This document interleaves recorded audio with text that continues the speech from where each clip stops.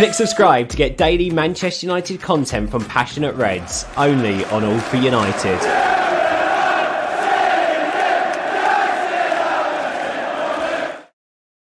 Hello everybody, wherever and whenever you are watching this, welcome back to All for United. I'm your host Grant. We're here for another episode of the Opposition Preview. We're going to be previewing Manchester United's game against Leicester City in the Premier League this weekend. And I'm absolutely delighted to be joined for the first time on All for United by the commercial content lead at Snack Media. Also been involved in other situations like COP90, The Guardian, These Footy Times. Massive Leicester City fan, Charlie Carmichael. Charlie, a warm welcome to the show. Hey, Grant. Thanks for having me on. Appreciate it. No, it's great to have you on. For those of you who are not familiar with our channel, as always, please remember to like and subscribe. We are on Facebook, Twitter, Instagram, YouTube, and other social media platforms. Charlie, it's great to have you on the show. Can you tell us a little bit more about yourself and how you got involved following Leicester City? Yeah, sure. So I've been a Leicester fan for, pretty much for as long as I can remember, really. I kind of started going to games sort of like back end of the 90s, early noughties. I was born and raised in Leicester. I originally actually got into supporting the club via a community course, which my mum kind of sent me and my brother on when we were having the summer holidays from school. So through that, kind of got to meet the academy coaches. I got to meet kind of like-minded kids in the area, and they gave us free tickets at the end of the course to go to a few games. So started going to what was then Filbert Street, and then obviously became the Walker Stadium, now the King Power Stadium. So kind of fell in love with it that way through kind of the community aspect and the family, I guess, values that it instills within you throughout the city of Leicester. And then obviously became invested in the narratives and the characters and the players and all of that, and kind of expanded my love of football from there, really. It's been a phenomenal journey back to the Premier League for Leicester over the last nearly decade. You know, we've seen them obviously win the Premier League. They've been going well in Europe as well. As a fan, how exciting has it been to be part of that fantastic journey? As you can imagine, pretty unmanageable. Obviously, when I was younger, going to watch us play in kind of League One, there might be sort of a couple of hundred people on a Tuesday night going to a game, going to like Hereford or Yeovil or something like that. So if you told me back then when I was about 16, 17 that we'd be lifting the Premier League in less than 10 years after that, like I would have, told you were crazy. Probably told the guys in the white suits to come and get you. So to obviously have experienced that kind of all the highs and the lows, and to go up, to reach the kind of apex, the pinnacle of English football is just like an indescribable feeling, really. And it's something that I always say. I know United fans probably won't like me for this, but I always say that trophy is worth, United win 100 Premier League trophies, it won't be worth what that trophy is worth to me. I think everybody associated with Leicester and any neutral following English football was just looking at that Leicester story and really hoping that they would go and get over the line. I mean, it was a phenomenal journey. I think it was Rob Tanner from The Athletic, wasn't it, that coined that 5,000 to 1 story, wasn't it, that he was been really pushing, and did a fantastic job with that. But the Leicester story really has been remarkable. In more recent times, though, Charlie, obviously Brendan Rodgers still very much in the job at the moment. He's had a very interesting period as Leicester manager, hasn't he? Because they've been on the fringes of the top four. They never quite go over the line, but they have won an FA Cup in the time that he's been in charge. What have you made of Brendan since he's been in the Leicester job? I think overall you'd have to say he's done a fantastic job. He's kind of set his own kind of standards and precedent really moving forwards, obviously with those two previous seasons in charge where he finished fifth. Kind of bittersweet seasons, really, because obviously at the start of the campaign, if you'd said, Leicester are going to finish fifth in the league, you'd be like, phenomenal achievement, because he's taken over from Claude Puel, who obviously had us kind of steady in mid-table.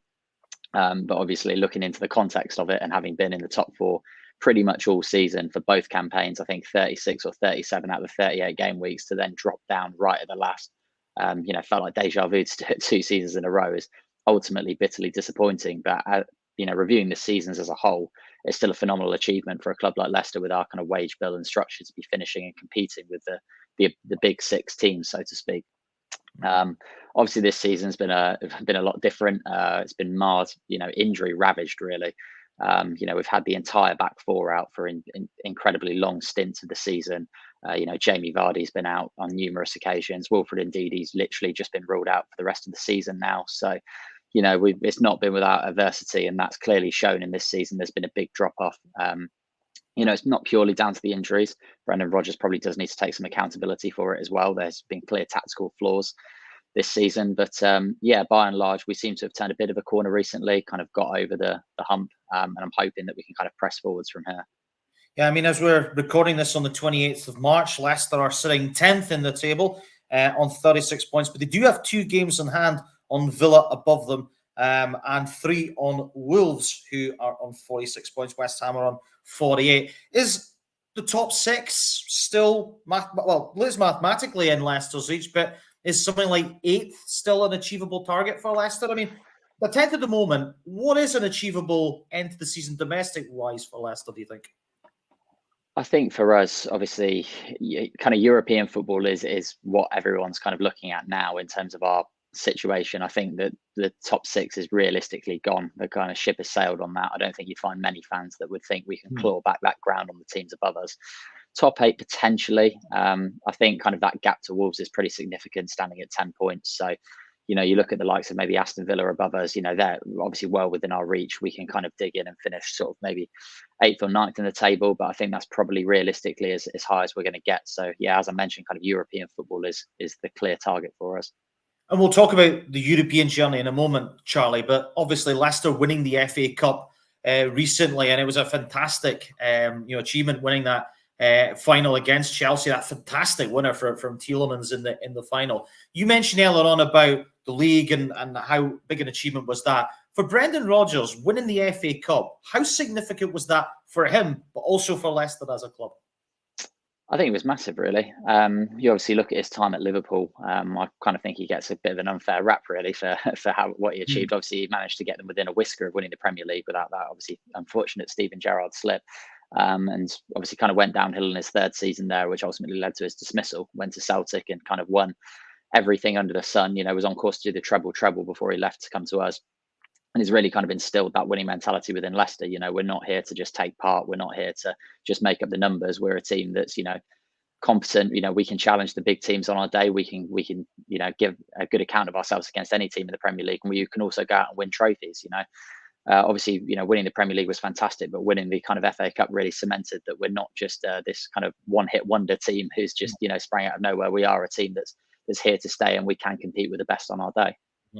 Let's discuss Europe, because obviously Leicester were in the Europa League. They didn't get out of the group. They dropped into the Conference League. They're still in the Conference League and now have a very exciting double-header against PSV Eindhoven of the Netherlands.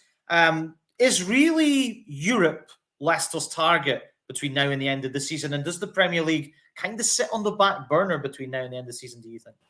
Yeah, absolutely. I think, we're in a comfortable position in the Premier League where realistically we're not going to get top 6. Realistically, we're not going to get drawn into a relegation fight now. So it seems to be that kind of mid-table is where we're going to settle for, between that kind of 8th place and maybe 14th place in the league.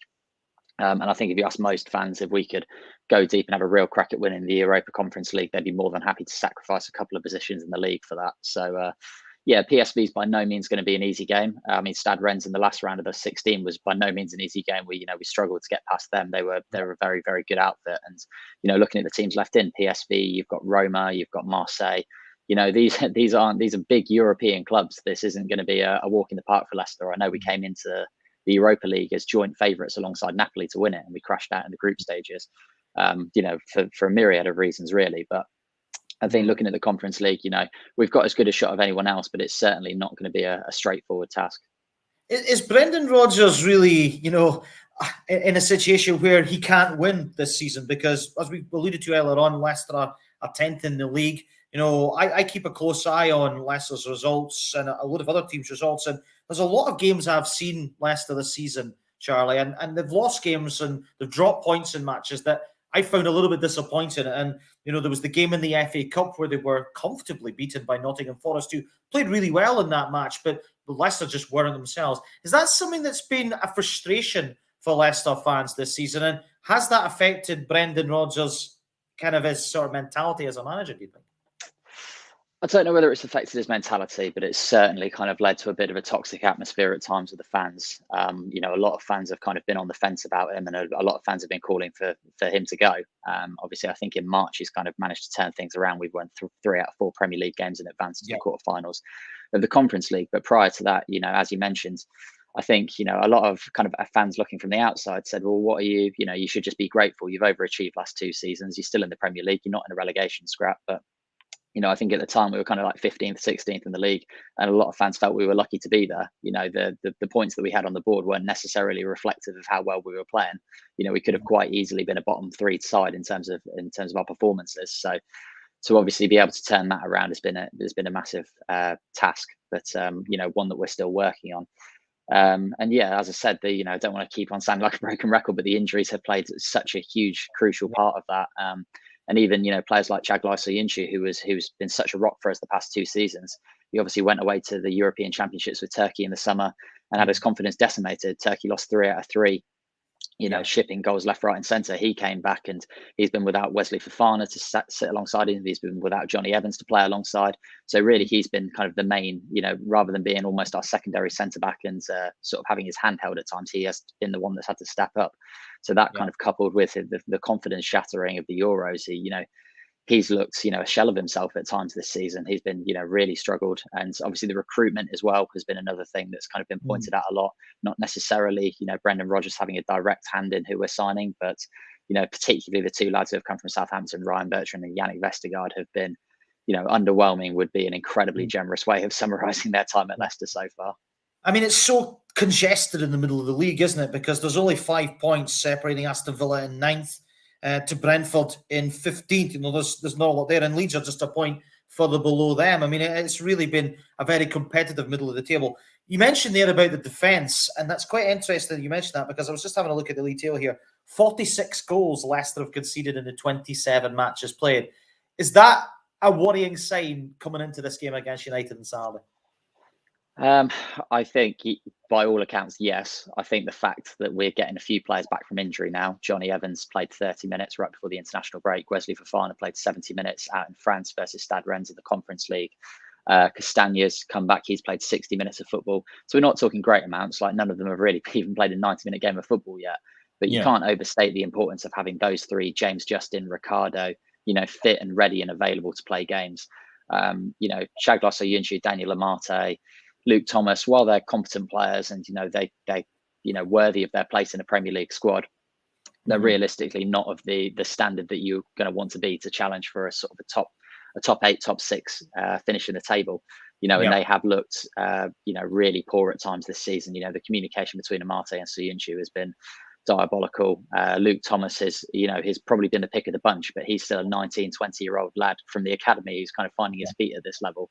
And obviously, the amount of injuries that we've had to like Ricardo and Castagna, it's been ever changing. I think we've used the most different lineups of the back 5 of any team in the Premier League this season. There's been no consistency there, just through the amount of injuries that we've garnered, and that's really been reflected both in the performances and the amount of goals we've shipped.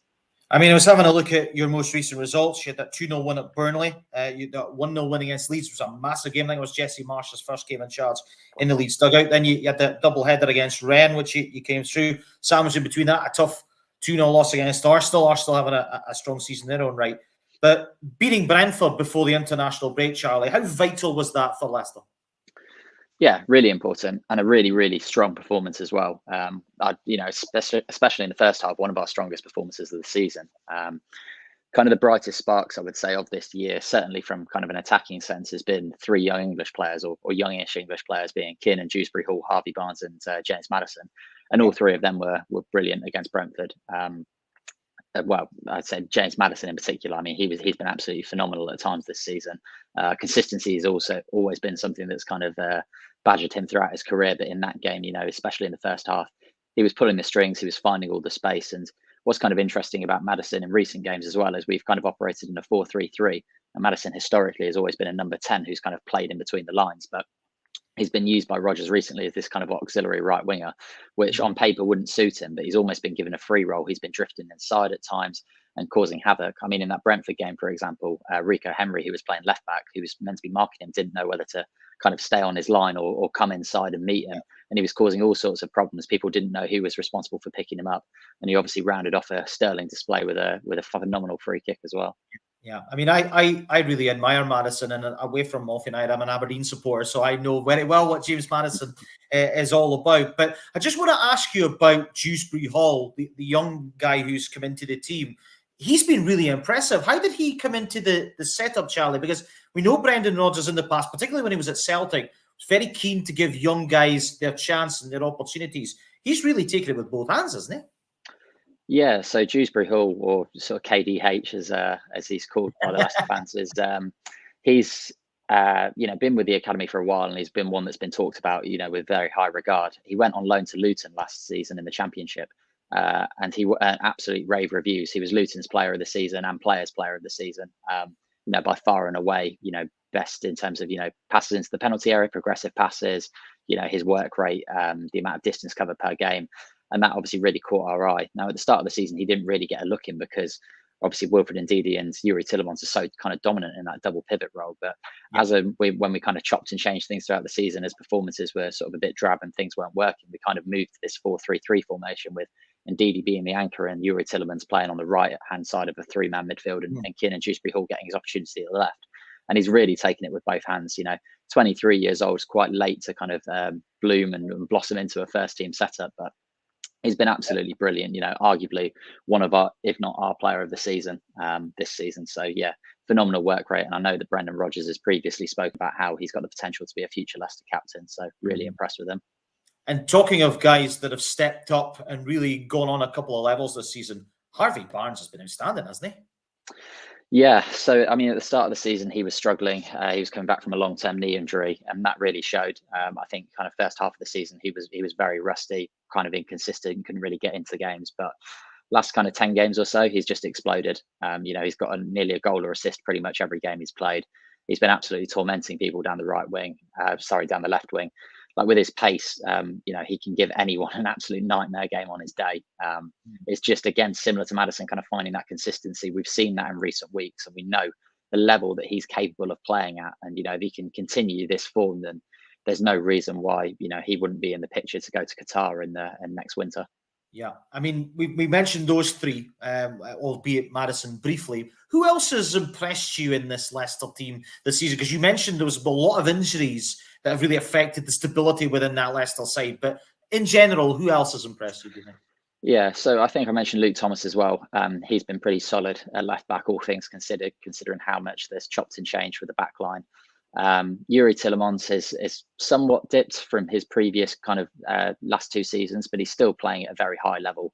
Fans expect so much of him because he is such a talented player. But he's still, playing at a pretty good level in comparison to the rest of the squad. Jamie Vardy as well, kind of football's Benjamin Button, is still doing it. He's still scoring goals. He has been ravished by injuries this season, but as and when he's played, you can notice a clear difference. I like Iheanacho, I like Daka, but Jamie Vardy is still a cut above them in terms of the quality and what he can offer to a team. So yeah, they'd be the ones that I kind of nod towards, all the English players, in fact. What about Casper Schmeichel this season, Charlie? Because I have always regarded Casper Schmeichel as one of the most consistent goalkeepers in the Premier League. Would it be fair to say this season he's been okay, albeit unspectacular? Yeah, I think so. Schmeichel is one of those goalkeepers who's got very, very strong strengths and very, very obvious weaknesses. So his strengths are that he's a phenomenal leader, and a brilliant shot stopper. You always hear him communicate from the back. He leads by example, both on and off the pitch. By all accounts, a great human being. And when he's one-on-one, in those one-on-one situations, he pulls out some outstanding saves. When people shoots from range, he's always making some incredible diving saves. They're his clear strengths. What he kind of lacks, which is almost accentuated by the way Brendan Rodgers wants to play, is his distribution. He's very far from what you consider, a modern day archetypal goalkeeper like an Ederson or an Alisson for Manchester City or Liverpool. He's not very good at playing out of the back with his feet. And that shows because he is continually has to do it in the way that Brendan Rodgers likes to play. And another one of his flaws is he's not exceptional at coming to sort of dominate his penalty area from crosses. We've conceded more corners than anyone else in the Premier League this season. That's been a massive weakness of ours. And while the defence as a whole, has to take accountability for that, there's clear and obvious errors there. Schmeichel kind of, not coming off his line, not being able to sort of either punch or catch a ball has led to a lot of problems as well. The reason I asked that question is because we all, marvel at that Leicester team that won the Premier League title. But, times change and obviously people move with the times as well. And, is Rodgers in a situation now whereby the kind of glory years of this Leicester team are coming to an end? You look at Schmeichel, he's been there a long time. Vardy's coming towards the end of his own career. There's a few guys there that are still part of that team that won the title, but it's a very changed side on the whole now. Is that something that you think, or is that just maybe me?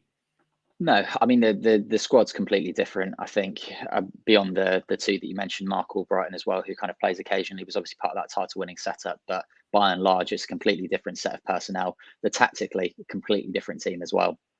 A team that won the league was very much under Ranieri. We played a low block. We looked to hit teams on the counter attack. We used the kind of individual creativity of Mahrez and the blistering pace of Jamie Vardy. These days, it's much more methodical. It's much more kind of possession orientated. We build up. We play through the lines.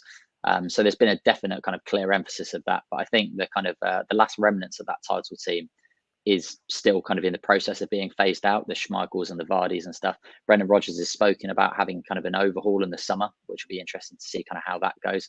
But yeah, I think those two alongside Johnny Evans, who obviously wasn't part of the title winning team, but has kind of been a pillar for us for the last few seasons, now kind of 33, 34 years old. How we kind of go about replacing those three is going to be kind of critical to how we perform moving forward to the next sort of 3 to 4 seasons. You mentioned a lot about the injuries as well, and I couldn't agree with you more about particularly Evans and Ndidi, who I think are massive players in that Leicester team, and they've been really sorely missed. Let's go on to talk about the game against Manchester United, because it is on Saturday, an evening kickoff. Leicester have won the last 3 meetings against United. Do you feel a bit of confidence coming into this game? Because obviously the last time the two teams met, Leicester won 4-2 and arguably was one of their more impressive performances of the season. Yeah, I think as you say, one of our best performances of the season, that one. So was obviously very, very happy to get the 4-2 win.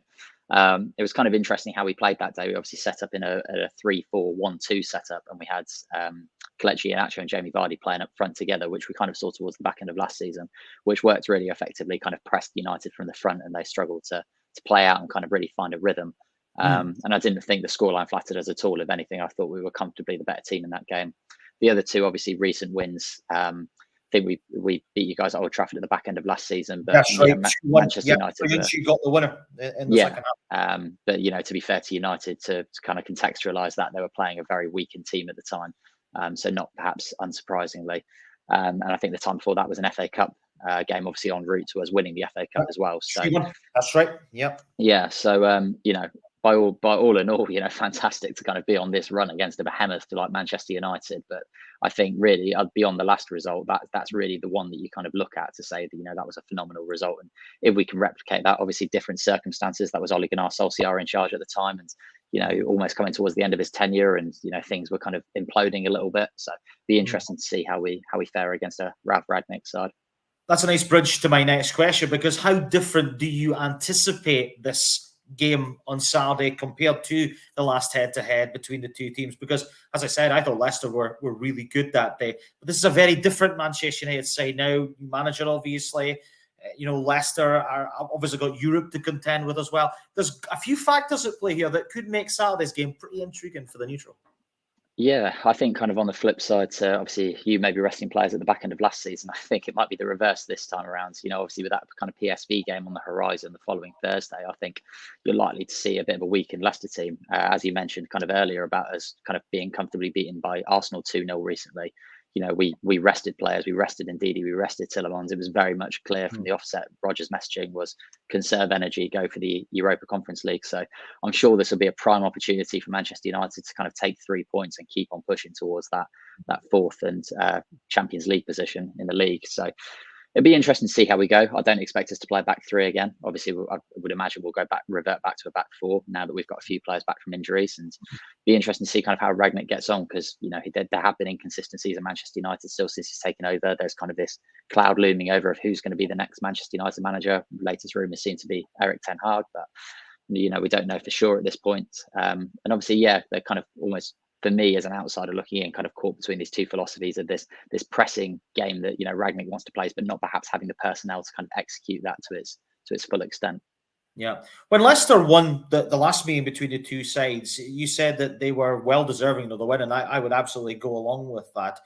What did they do well? Because I thought Tielemans potentially ran the show that day. Vardy got on the score sheet. I think there was a famous clip that was going around the socials of Harry Maguire being caught ball watching at one of the goals. And I think he just come back from injury. Obviously, Maguire coming up against his old team again.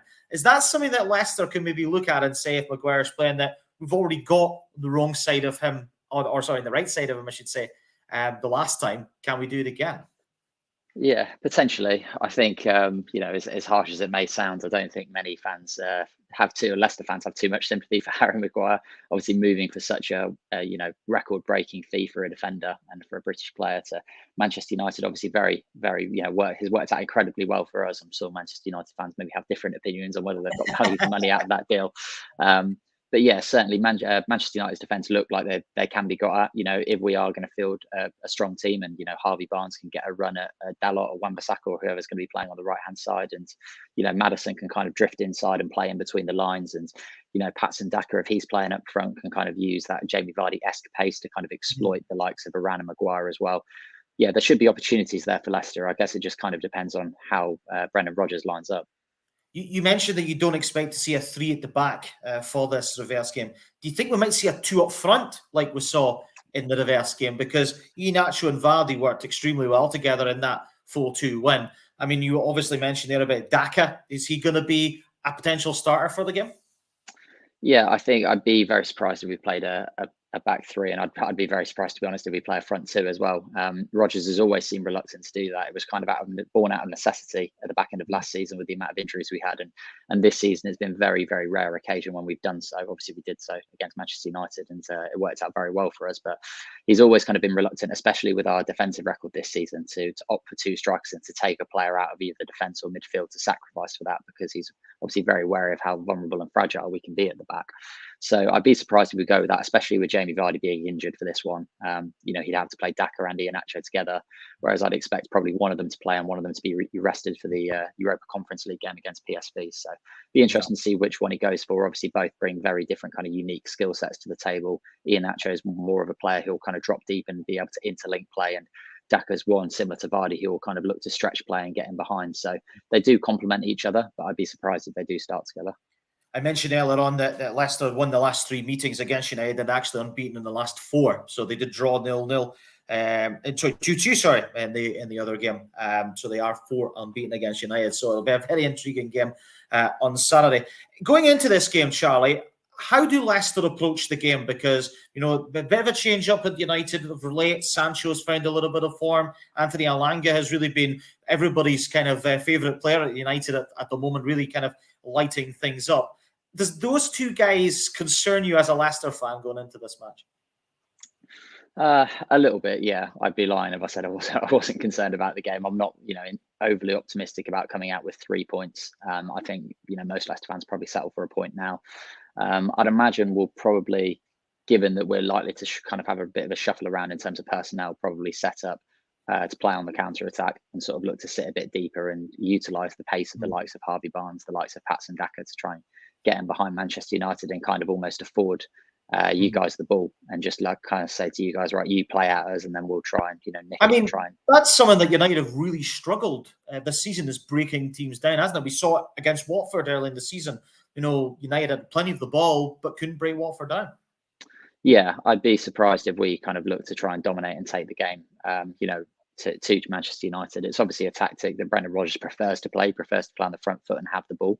But given the circumstances of the game, the likely that we're going to be resting players, and obviously United's kind of strengths in being at home, and the onus being on Manchester United really being a must-win game in their kind of quest to finish in the top 4, I think, Rodgers might sit down and say, look, we'll play kind of a semi-first team, semi-second string team. The pressure's on United to get the results, so let them have the ball, let them come at us, and we'll try and catch them on the break. Do you anticipate Cristiano Ronaldo starting this game? What do you think United will set up, or who do you think might play? Do you think Ronaldo might play? Do you think he'll be coming off the bench and maybe they try someone else through the middle? What's your take? It'd be interesting. I think Cristiano Ronaldo will probably play.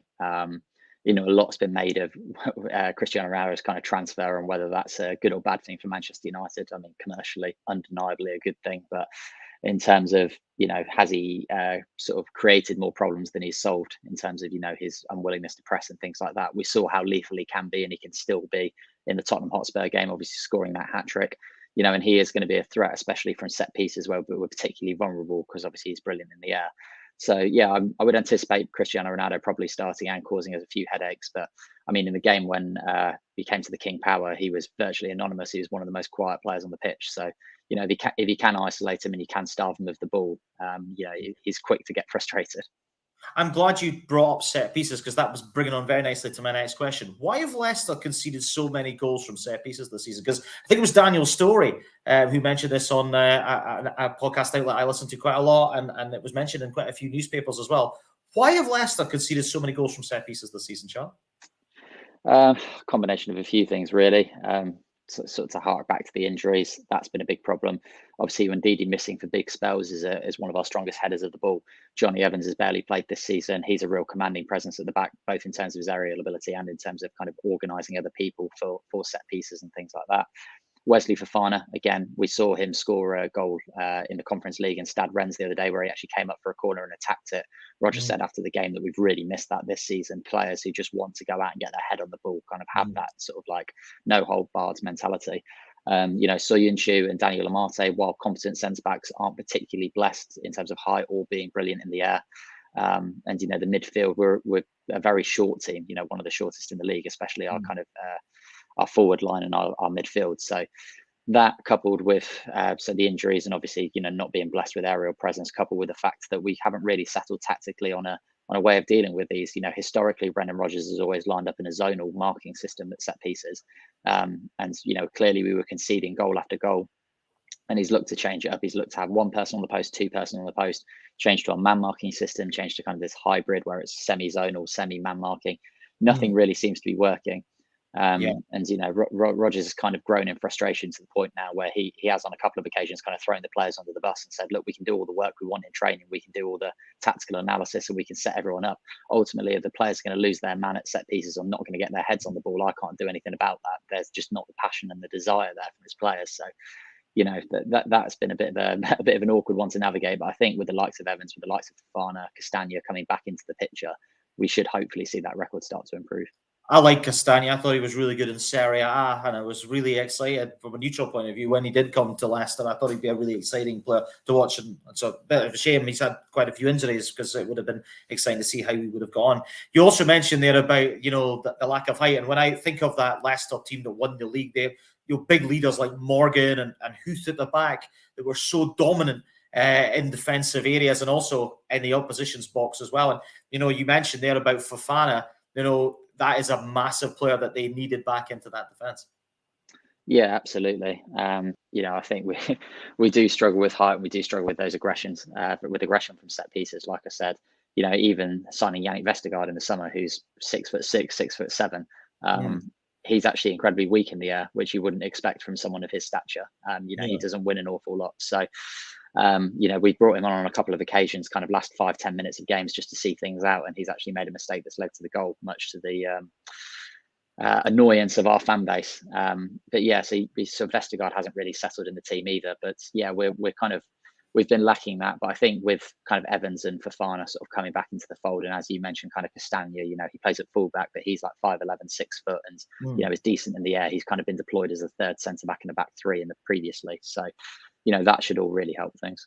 You talked about Leicester trying to approach the game by sort of playing on the counter-attack. If they concede an early goal on Saturday, do you think that Leicester will have to come out and have a little bit more goal and it actually could pay against them because United might want to try and have the game stretched a little bit more? But conversely, if you keep it very tight and United can't break, then there might be a chance to maybe steal something at the other end.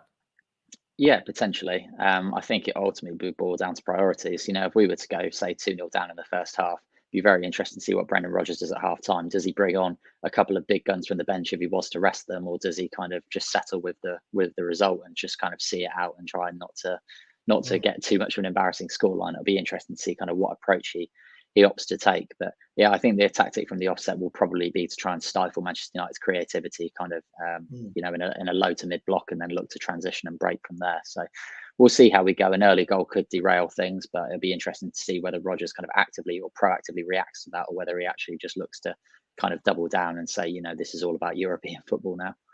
It's going to be interesting to see how Leicester do in the game, and then conversely how they will get on in that games against PSV. Do you think they have a good chance of winning the Conference League? Because of the 8 teams that's left in it, there's not much to choose between, quite a lot of them.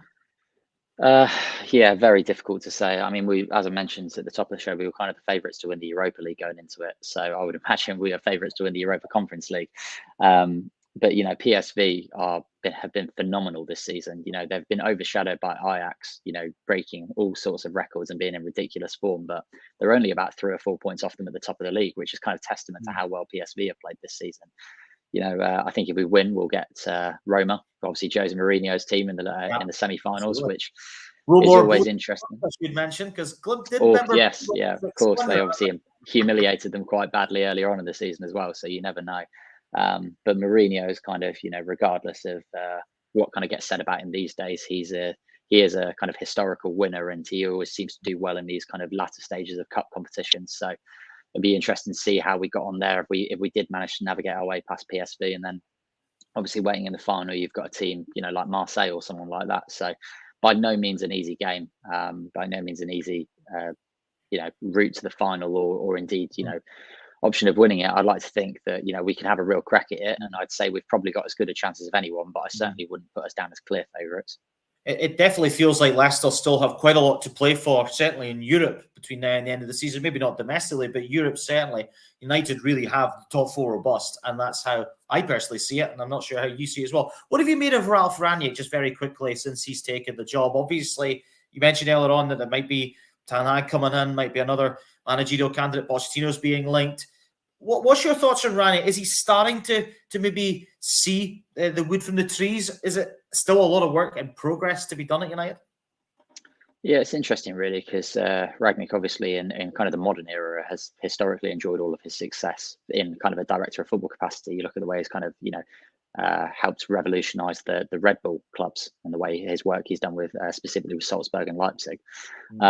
So yeah, it has been a while since he's kind of stepped into the dugout with a kind of elite team and sort of led them to any kind of performances of note, really. So it was kind of a bit of an odd appointment in that regard. I understand kind of why they did it as sort of like a stopgap role, and then he kind of moves in to a sort of more corporate role at the back in kind of a director of football capacity, as and when a more ideal candidate becomes available. But it does kind of seem that one, he's kind of not perhaps best equipped to kind of deal with the kind of pressures of elite management and the kind of media circus, I guess, that goes alongside what a club like Manchester United these days. And also when he doesn't have the optimal conditions set up for him, as in he doesn't have a team that's willing to really press. You look at someone like Jesse Marsch, obviously coming from the Red Bull group and moving into Leeds United, following in the footsteps of Marcelo Bielsa. That kind of seems almost primed set up for him in terms of the stylistically and the way that the Leeds players kind of lend themselves to that style of football.